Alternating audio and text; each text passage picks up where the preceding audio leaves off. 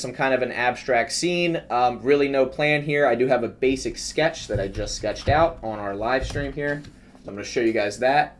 So the basic idea is I want to go ahead and take some kind of a subject and put it in an environment similar to a mountain landscape scene with a river flowing through it. We'll probably use an HDRI. We'll probably use some simple techniques in Blender that I'm going to show you to create this. So let's go ahead and hop into it. So the very first thing I'm going to do is save my document, which I've already done in advance this time, so you guys don't have to watch that part. I'm just going to delete my light, and I am going to move my camera closer so my audience can see what I'm doing. Perfect. Okay, so I'm going to delete the cube because we don't need that. And I'm just going to go to my camera. Let's just set up our camera so that it's in a spot where we can be happy with it. I'm going to pop this little tab open, click on my camera, and I'm just going to reset every single thing to 0. And then I'm going to rotate it on the x-axis by 90 degrees. And I'm going to move it back on the y-axis as well so that it's kind of far beyond where our scene will actually be. Another thing I'm going to do is I'm going to take my face and put it in the bottom left here so you guys don't have to deal with that. And then I'm going to save again. I'm going to add in just a plane. I always like to have a plane in my scene just to give me some kind of reference as to like where I am in 3D space, like where everything should be. I'm also going to bring my camera up. I'm going to switch over to cycles, GPU, and let's just add an environment texture in here. Let's get some basic lighting going here. How about we do some kind of an outdoor scene? Maybe a sunrise scene would be perfect. I'm going to save that, switch over to rendered view. As you can see, we have our HDRI set up, and this is from polyhaven.com, so anybody can get this for free. All right, now let's just add a quick subject to our scene and kind of start framing everything out. I'm just going to go ahead and add in a sphere. I'm going to bring it up. Well, first I'm going to snap to my camera, and then I'm going to bring our sphere up. Now, before I do anything else, I also want to show you guys how to rotate the environment so we can change up our lighting. So I'm going to hop over to the shading tab, click this little drop down here, and click on world. I'm going to zoom out so you guys can see all these nodes. I'm going to add in a mapping node, and I'm going to add in a texture coordinate node. Now I'm going to plug everything up like this, and then I'm going to snap back to my camera, go into rendered view, and now what I can do is I can change the Z rotation value right here so you guys can see this.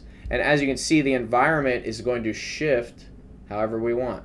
I kind of want the sun to be like right there. I think that's pretty much perfect. And now we kind of have this nice light source coming from behind. And again, you guys can adjust this however you like. That looks pretty good too. And then if you want to quickly swap out your texture, you can, your image texture. Let's do, how about this one? This is Cape Hill. This is like a giant mountain landscape. This one might even be better because you actually do have the mountain in the background. So it's already starting to look like a mountain scene just from that alone. So this is pretty cool so far. I'm going to click on my sphere. I'm just going to give it a subdivision surface modifier. I'm going to shade it smooth. And I am going to also click on auto smooth as well. And I'm just going to give it a material. Let's just make it like a nice metallic, like copper type of material here. So I'm just going to make it metallic with a low roughness and maybe like a slight copper color. I feel like that looks pretty good. And another thing you can do is you can bump up this value called anisotropic, which kind of gives it this interesting glare kind of effect. So you don't have to do that, but it looks kind of cool when you do. And here's the difference. I'll show you before. This is before, and this is after. So it kind of just stretches the light, the way that the light warps around our object. So I actually think that looks really cool. All right, guys, so let's go ahead and add in some other objects. I'm going to try to form a mountain out of something else. So let's see if we can find something that's kind of close to that. We could take a plane and add a bunch of subdivisions to it. So maybe what I'll do is I'll go back into our solid view, duplicate this plane, Shift D, and then I'm going to scale it down a little bit, go to my top-down view and kind of put it back here. I'm going to scale it on my x-axis. So this is going to be our mountain that's in the background. So in order to create our mountain, the first thing I'm going to do is go to Object, Apply Scale, and then I'm going to tab into Edit Mode, right-click, Subdivide, and I'm going to do that a few times. That looks pretty good. Let's get out of that, and let's go ahead and add a displacement modifier. Click on New, and then we're going to go down here to our texture properties, and instead of image or movie, we're going to select distorted noise or Voronoi. So this is where you guys get to be kind of creative with like what you want. That looks pretty good. And then So it's already going to start to look like some sort of like mountain landscape just when you do that alone. Looks pretty good. And then you can adjust the strength here as well. And then you can add another subdivision surface modifier to kind of smooth that out. So we're starting to get some sort of landscape type of thing here. And then you can always go in here and you can actually take some of these vertices, you can move them down. So like if we did something like this, let's go ahead and tab out. Now we have this almost like this concave shape that goes down. So you guys can edit all this stuff that you want. I'm actually going to undo that because I don't really like the way that came out. You can also adjust the mid-level. I'm just going to set that to 1. I'm going to scale this up a little bit and bring it down. Kind of like that. Now, you could use this for all of the mountain structure and just really bump up those subdivisions and shade it smooth. And again, you guys can adjust this to anything you desire. This is Voronoi texture. You guys can mess with all these textures. Like, again, I didn't really go into this with much of a plan. This is a noise texture, and this looks pretty cool. And don't forget to apply your scale if you actually do rotate things. I actually don't mind this too much. And as you can see, when we cut into the floor here, you can see that this plane kind of acts as like our river. So I wanted the river to flow through this, but I just want to show you guys something real quick. I'm going to go to my top-down view. I'm going to move this, scale it up a bit. I'm going to go back to our camera, and I'm going to move everything up, kind of like this. Now you see how we have these little like puddles coming through here? I'm going to go to my rendered view real quick and show you something. So there's a plane underneath of here. If we gave this plane a nice, either a glass shader or a nice metallic shader with a low roughness, see how now we almost have this river type of thing running through our environment? So already I'm kind of starting to like this. And again, we're not going for hyper realism here. We're going for something that we think looks abstract. Now I'm going to show you guys another cool tip. I'm going to go over to the animation tab. This is something I used to do a lot because you already have this split view. So I'm actually going to make my rendered view sit right here. And now whenever I adjust the camera, right, if I go to my top-down view and I adjust my camera, you can immediately see what that looks like. And we can easily start to plan out our shot. Like, I think this looks really cool here. I'm going to move my sphere into like the center. That looks awesome. And then we can start to adjust everything however we like. We can rotate our terrain. This is looking really cool. See, that's kind of a nice shot right there. Again, we can apply a material to our terrain. This is already starting to look really cool, and we've put in like barely any effort at all. I'm going to make a new material for our... Whoops, what the heck happened there? Sorry, guys. Oh, our camera just got blocked because I rotated this too much. Sorry about that. Not sure how that happened. Oh, there we go. Even cooler, an even cooler composition right there. So guys, again, my camera just got clipped because of this thing that I moved. I'm going to create a new material. For whatever reason, when I'm creating that new material, it completely rotates my object again, and I do not know why. So I'm going to find that scene that I had earlier or something similar. That looks pretty cool. And now we can adjust our material however we like. And we can also make this metallic as well if we want to. Again, you don't want to go too crazy there. I actually didn't mind the white. That was kind of nice. And you can also make this anisotropic if you want to. You don't have to. It's totally up to you guys. All right, let me snap back to my camera and see what's going on here. Another thing I'm going to do is with our metallic material here, I'm actually going to see if I can make that a little bit more blue. So we can kind of make it look a little bit more like a darker water kind of color. There we go. Maybe a lighter blue. And again, you guys can adjust this stuff however you want. I'm just trying to show you how to quickly throw together a fun little environment here. And again, you can adjust the strength of your displacement. Oops. You can adjust the rotation of everything. That looks pretty good. And I think I actually want our sphere to be kind of closer to the water. So it's like almost touching, you know, kind of like that. And then we can come back and we can actually adjust our lighting as well. Again, this is me just kind of freehanding it. Like there's kind of no plan. I think I'm going to apply this displacement texture because I think it's actually messing things up when I go to rotate. I think that is what the issue is here. I'm going to apply our subdivision as well. And I'm going to find a new scene. I'm just going to keep rotating this until I find something kind of nice. I kind of like this little area in here. And again, you can move this down. you can go to your top-down view, find an open area. You can also scale this down significantly if you want to. I'm just going to keep messing with it until I find something I really, really like. I think that looks decent. And I'm also going to click on my camera and I'm going to adjust the pass part out, which is like that little area around it, so we can kind of narrow in on our scene here. Looks pretty cool. And I'm going to see if I can add one more displacement modifier to our mountain scene here. And the reason I'm going to do this is because, I'll show you right now, if you add some distorted noise to this or some Voronoi or Stucky, hear me out guys, and then add another subdivision. Oops, sorry, that was solidify. Add a subdivision surface modifier to that. Now you kind of have these more organic shapes. I don't know if you guys can see that on the right hand side there. So this is another moment where you guys can kind of like add a little bit of texture to your scene. I think that looks pretty good there. And then again, I can go back into my shading tab and I can adjust my background to however I like. I think that looks pretty cool. And then I can go back and I can adjust my material as well.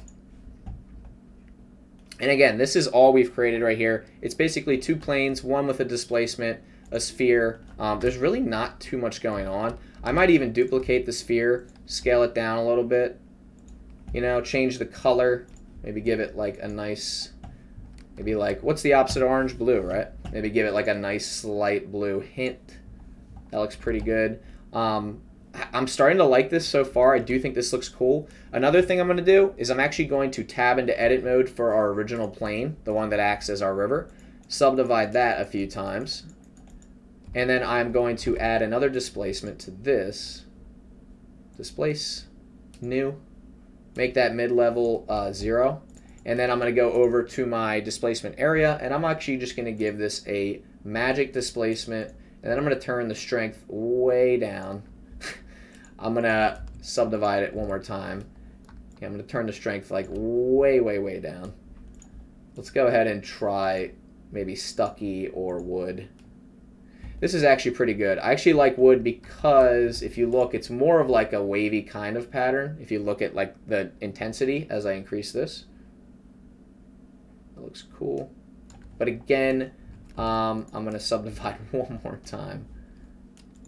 And this is just about fine-tuning it to however you like. And the reason I'm doing this is because I'm trying to create some variation in the, in our displacement here. There we go.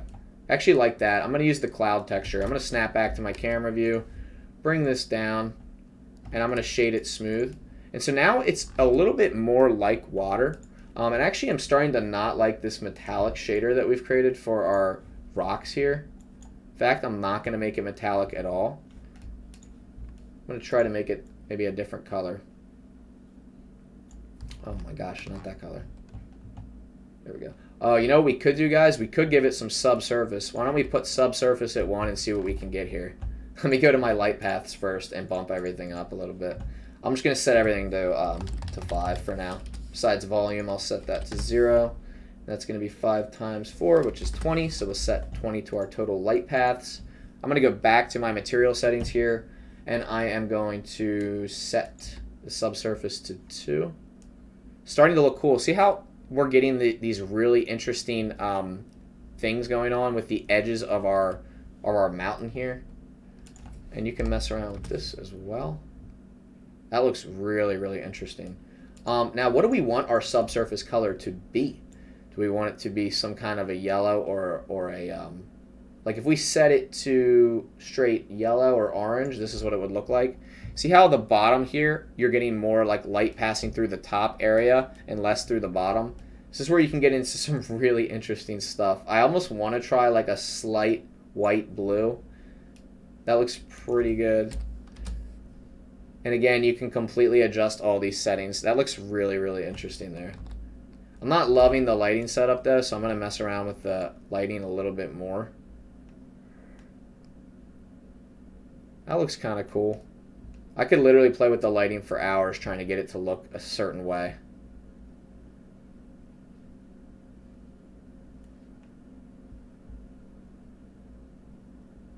That looks kind of cool. I kind of like that light coming in from the corner there. And again, guys, we're kind of freehanding. Like, Not really going into this with any particular plan. Should probably be planning out these tutorials a little bit more for you guys, but I'm just kind of going for it. Going for what I think looks cool. And I love the way this kind of looks like, almost like a glacier. And if you look through, you can see that subsurface scattering looking really, really nice. That looks so good. This is going to take years to render. Sorry, guys, I had a timer on my phone. Apologies. I actually think that looks really good, so I'm going to save those settings for that. The water's looking pretty good. Now, something I'm going to do, I'm going to go back to my animation tab. I'm actually just going to scale this down a little bit, like so. And I'm going to bring it up until I think it's like pretty much just perfect. I really am starting to like this, though. I think this is turning into a really interesting looking scene. I think we're just going to have to mess around with the colors a bit more to get something that we really, really want. I'm going to see what this looks like as just like a solid chrome thing. I like that more. I'm going to go with that. This just looks so interesting. I think I'm going to make my subjects a bit bigger. Cool. And again, we can turn on the rule of thirds overlay for our camera if we want to go ahead and mess with that too, but I don't think it's necessary as of right now. I'm going to make this the same material, just kind of see what that looks like. I already think this just looks so cool, and we've barely done anything. There's one more thing we can do. We don't have to do this, but I'm just going to test it out. I'm going to go back to my solid view. This is something I do with a lot of projects just to see if it affects the lighting in a way that I want. I'm going to duplicate our sphere. I'm going to scale it up a bunch. Okay, you guys probably already know where I'm going with this. I'm going to get rid of the current shader. I'm going to give it a new glass shader. I'm going to shade it smooth. I'm just going to give it like 1.2. We'll snap back to our camera. Go to rendered view. Now, what this does is it creates an extremely blurred background, which I really, really like. And what's even nicer about this is if we go back to our animation tab and we kind of mess around with the size of this, notice how it completely changes everything when we scale it up and down as well. And we can mess with the roughness. This is a really low roughness, so you're going to see straight through to the sky. But if we raise this up a bunch, we can get this crazy abstract looking scene just with a nice glass shader around everything. I actually really like the way that turned out. And you just get this nice diffused lighting coming through, and I just think it looks so good. I genuinely just love the way that turned out. I'm going to mess around with our displacement a little bit more. Kind of play with that. See what that looks like. Again, I'm kind of going for these really organic looking shapes, but we don't want it to be too much. Solid view is probably the view to be messing with that in. This just looks so nice. We could probably use a little bit more for our scene. I'm trying to think of what else we could add to this.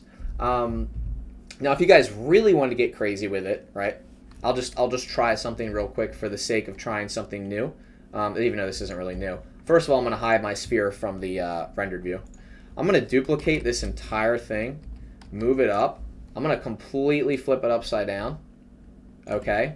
And I'm going to move it down. Now, you guys are probably wondering, Kenny, where do you get your ideas? Have you guys ever seen Inception? Oh my god, Inception. Interstellar, where they're on the ice planet. So I'm going to try kind of something like that and just see what that looks like. I don't love it. But again, this is kind of part of the experimental process. You guys can do whatever you want. This looks interesting, but I don't think this is what I was looking for. Yeah, definitely not what I was looking for. So I like the way we had it right here. Another thing I'm going to do, I'm going to make sure we are on like maybe 500 samples for this. I'm going to generate an image that's twice the size of our normal resolution. So instead of 1920 by 1080, I'm going to do 200% of that. So whatever that is doubled is what we're going to create. And the reason I'm doing that is because we're going to have more pixels to work with, and we're going to get a higher quality image that we can crop to any size we want. So I can crop Instagram square, Instagram portrait. I'm just going to have this nice big render that looks really good. And yes, guys, we can animate this, but I'm not going to go into that right now. I'm going to collapse my light paths. I'm going to open up color management down in the bottom right here. For Filmic, that's fine. For the view transform, for the look, I'm going to do medium high contrast. I think that looks pretty good. Overall, I'm pretty happy with like how this turned out. For the camera, we are using a 50 millimeter lens. That's fine. That's pretty much what you would have in the real world. Depth of field, we can mess with that for a second, although I don't think it's going to look too good with this type of scene. This is a 0.2 f-stop with a 10 millimeter focal distance. It looks cool, but I don't necessarily know if it works for this type of scene. We could bump it up to like f1 and just see if we can have some nice blur in the foreground. It still looks cool. We could go with something like that. Now I do want to kind of see what we're going to get with our render time here. Our noise threshold by default is 0.01. I'm going to put that up to 0.1, kind of see where we get there. Denoising, I'm going to use optics. We're using our GPU to render this. Everything looks good. I'm going to go ahead to solid view. I'm going to click on render image, and let's just see kind of like average how long this is going to take. Okay guys, so the render is done, and this is something I actually wanted included. I actually didn't like the way this turned out. If you zoom in, there's a lot of noise within this subsurface scattering material, and I didn't like that. But I wanted to show you guys that in the tutorial because I want to show you kind of like honest mistakes like throughout the process, the things that you're going to have to deal with Blender. So I might just have to re-render this with higher sample counts as much as I don't want to, or just reduce my light paths a little bit, mess with that noise threshold. So I'm actually going to lower the noise threshold a bit. I'm going to go ahead back to my sampling. Blender's glitching out. There we go. Instead of 0.1, I'm going to go back to 0.01. And I think I'm going to try to render this again at 100% this time, not 200%. So let's go ahead and render again and see what we get. It should take less time now because it's half the size of the previous image. Give that a second to load up there. It says it's going to take about 1:30. It'll probably take less time. Let's just go ahead and see what we get here. While we're waiting, I'll answer these questions. How do you do your composition? Blender is kind of confusing. Yeah, it's a little confusing at times if you're brand new to it. How do I do the composition? Honestly, guys, just off the top of my head, like just whatever I'm thinking of, that's kind of what I create. So, yeah. But this is I'm really excited to see kind of how this comes out here. It's gonna take 40 more seconds here. It's saying. It looks good though. Like it does look good. I kind of like the noise in a weird way because I feel like it's fitting for that texture. But at the same time, if that's not what you're looking for, man, it's not what you're looking for. And you're gonna have to bump those light paths up or bump those samples up.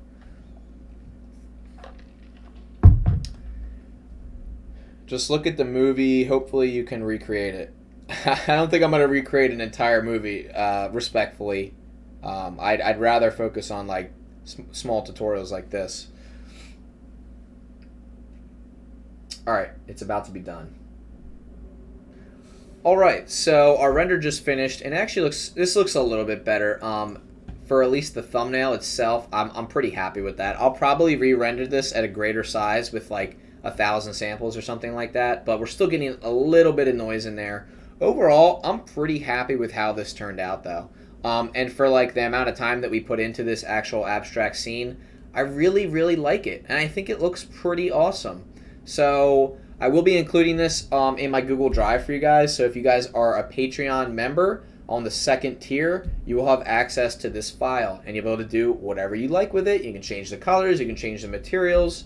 I'm super excited to kind of throw that up there on the Google Drive for you guys. There's a lot of great content we're going to be putting out this week. So I hope you guys enjoyed that kind of process. I know it was a little bit of a lengthy tutorial, but I just wanted to show you guys kind of how I work and the types of techniques that I implement into my projects to kind of push those renders to the next level. I think this looks really awesome.